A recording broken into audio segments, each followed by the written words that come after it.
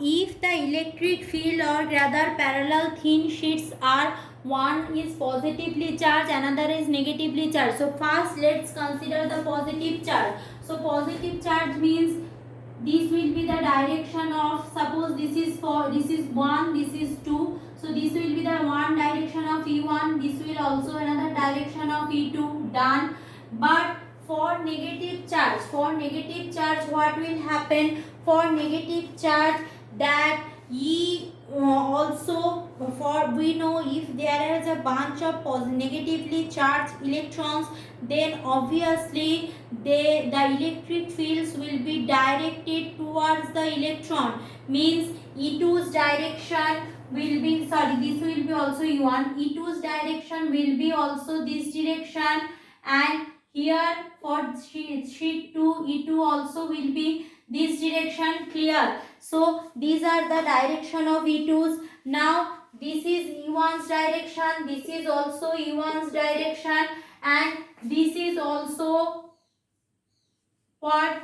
This is also the direction of, as I am saying, that is in this case this is the direction of E2's are moving along this direction, means, so what is the condition? We know that electric force field always coming from positive towards negative. So for these negatively charged electrons, negatively charged sheet, the electric field lines will be a converging line. Similarly for positively charged sheet, it will be a diverging line.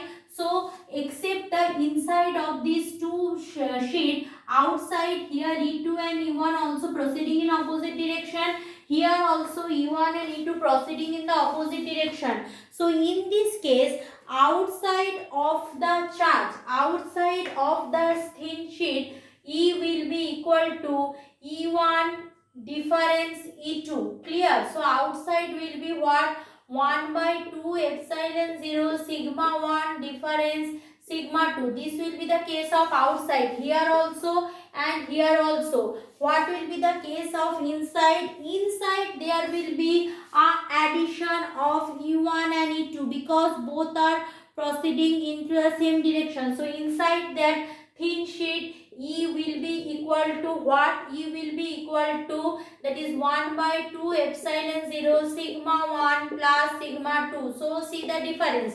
If both the sheets are same type of charge, so there will be no electric field inside the parallel sheet. But if they are oppositely charged, there will be a presence of electric field inside the parallel sheet. See, so this is the condition. Now you can ask me, ma'am, from here we will read those things. See, here I am just going up to the mathematics and physical phenomena and showing you the diagram. Now you can go through my PDF. There is also notes given, or if you are not willing to study from there, you can go and see your book also, same thing given there. Now coming for the next application of Gaussian theorem. Now coming for the next application, that is electric field due to a thin spherical shell.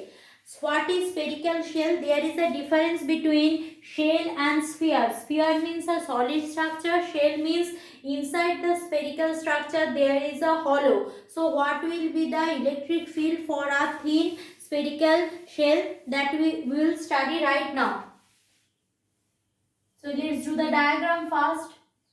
What is the application of those Gaussian applications? That when we will do the test paper solution, I will let you know, and you also, when you will see the question paper, you can see that there are too many questions coming from there only. So let's go first. So let's consider that the spherical surface first.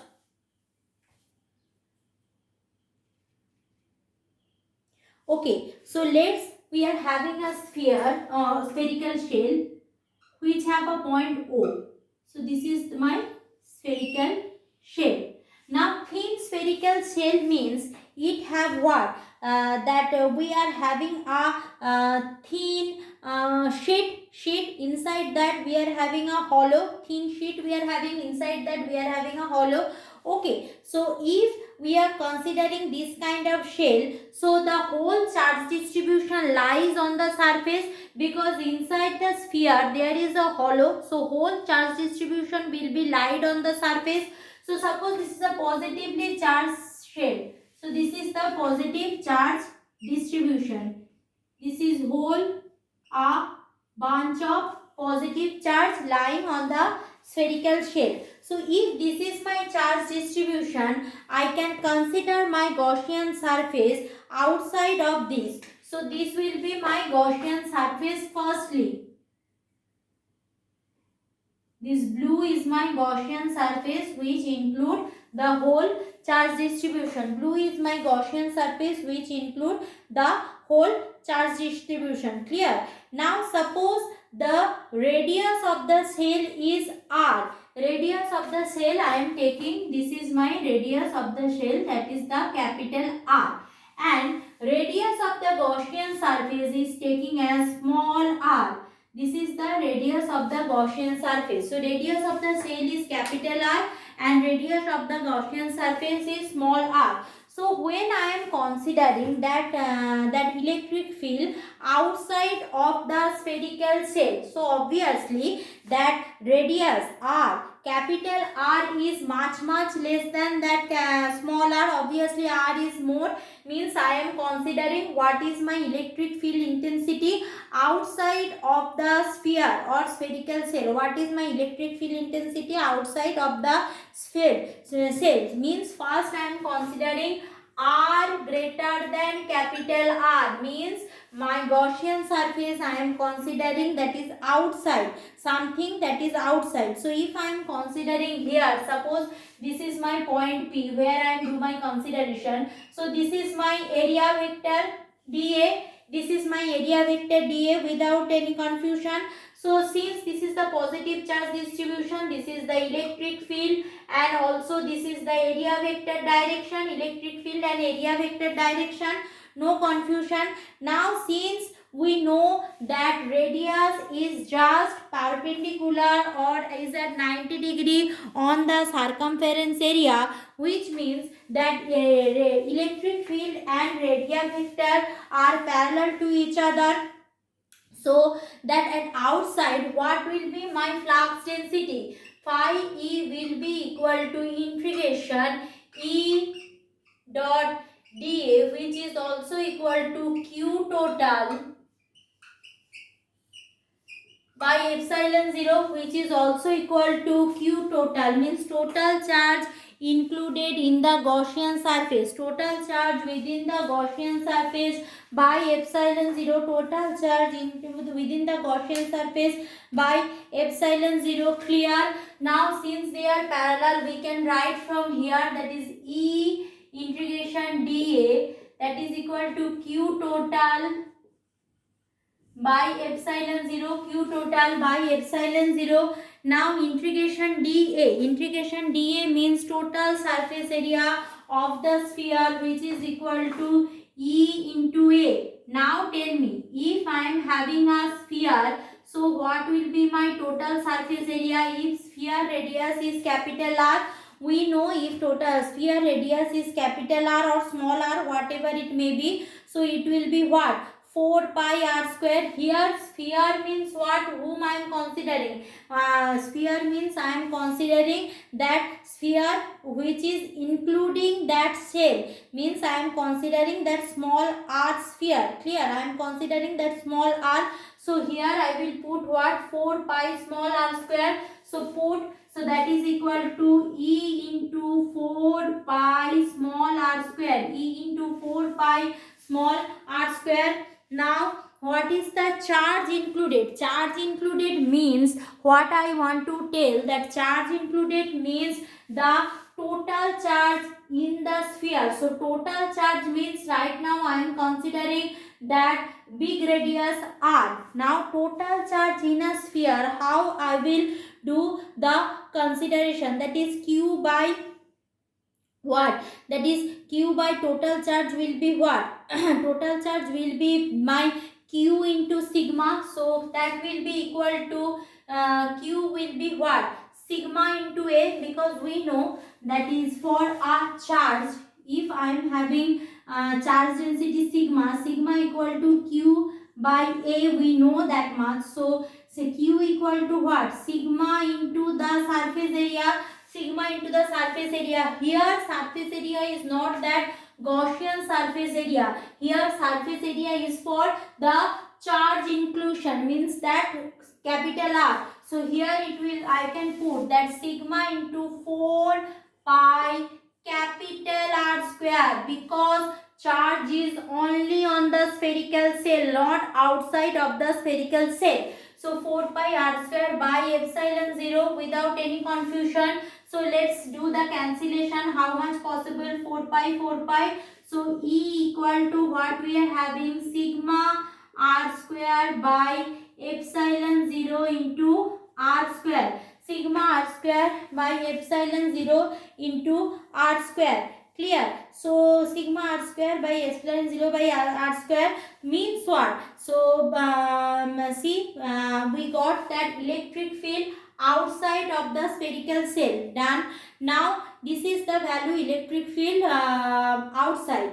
Means when I am considering my Gaussian surface outside of the electric field. Now you can see that here electric field varies as square universe square, means what? That if you are increasing your distance 2 meter, that electric field will be decreases 1 by 4 times. Clear? Electric field will be decreases 1 by 4 of times. Now coming for that electric field intensity for inside the spherical shell. If I am considering electric field inside the spherical shell, same diagram will be changed a little bit. What is the change? Let's go in for that change.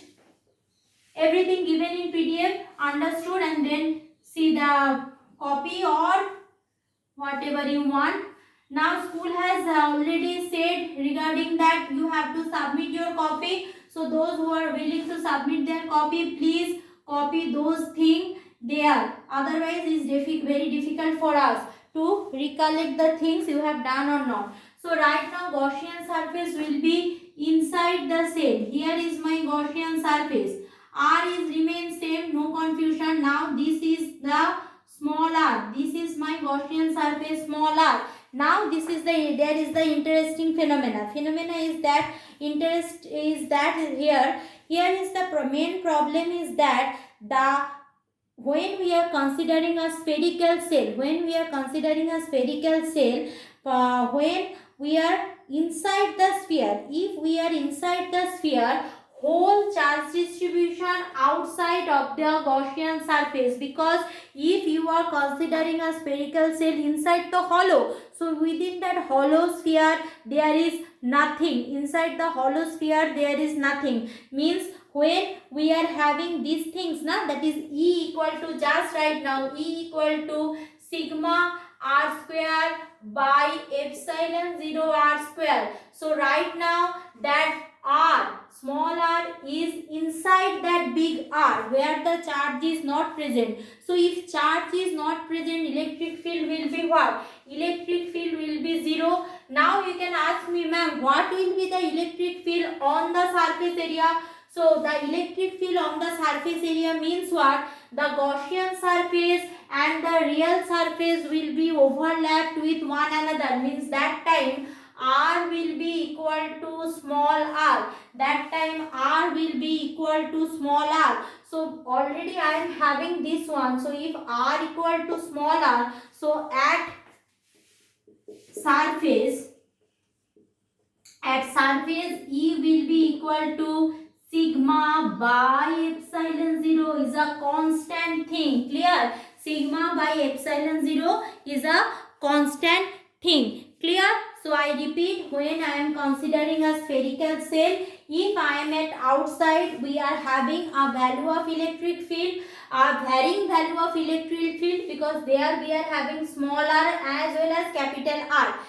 But when we are on the surface, we are having a constant value, and when we are inside the spherical shell, we should have a 0 value, because if it is a spherical shell, then inside that spherical shell there is a hollow. Inside the spherical shell there is a hollow. That's the thing. Now I am going for explaining the last part of this electric Gaussian theorem part, that is electric field due to a sphere. Electric field due to a sphere. Let's go for that.